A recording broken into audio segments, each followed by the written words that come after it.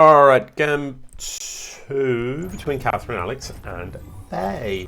This time we're on Dreamcatcher, and Dreamcatcher. Yeah, that's what's happening. Fey took the first game, and yeah, honestly, neither build was hugely polished.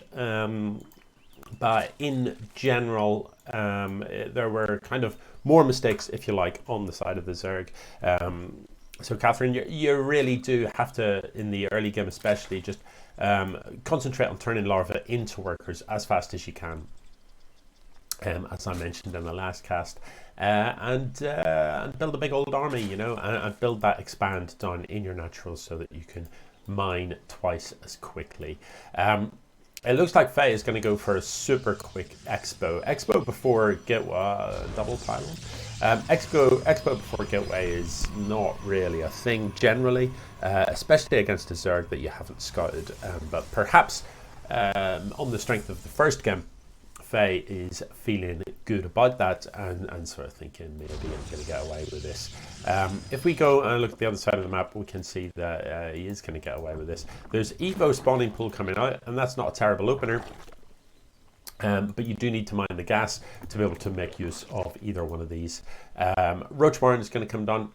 So in general, the Evo spawning pool build, you need a fair chunk of gas because what you're aiming to do is have +1 attack finish up about the same time as speed and flood a load of lings. But you do also need that second hatch. There basically isn't a Zerg build where you attack off one base. I mean, yeah, I know people will be like, oh, 12 pull, whatever. And yeah, okay, 12 pull, but in general, you're not looking to end the game with a 12 pull. You're not looking to overwhelm. You're looking to get 6 lings across the map earlier than your opponent expects it and do a little bit of damage. Maybe in the case of Fey here, if they've gone greedy and have gone early expo, then you can deny that early expo. And that is effectively game over, even though it may not end there and then. But you do need the gas for it, and you do obviously need to start those upgrades ASAP. Kathyrn, not sure. This is inconsistent, so I don't think Kathyrn really is sure what to build here, and is just sort of throwing down one of each building.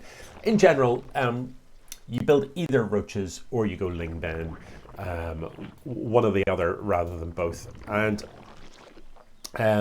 part of the reason for that is in terms of upgrades. Lings, Benlings classed as melee, whereas roaches are ranged units.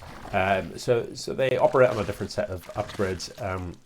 Lings and Bens are very, very fast units, especially once you've got the speed upgrades from the Benling nest and from the spawning pool. They're quick, so you can move Lings and Bens around the map very, very quickly. You can get into your opponent's face, you can smash stuff up. Roaches, on the other hand, as ranged units, armored units, don't move as fast, are a little bit clunkier, but are really, really tough units. It looks like Fey's going to go for a similar thing to before. Drop a forward pylon. It's it's in the natural. To be honest, Worker turning up at this stage and saying that there's no expand here at 6.5 minutes, still a one base Zerg. I mean, just march across the map and win, because a Zerg still on one base just cannot possibly have enough larvae to build an effective army. You just can't.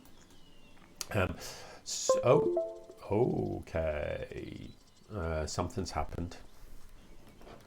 I'm not sure what happened there.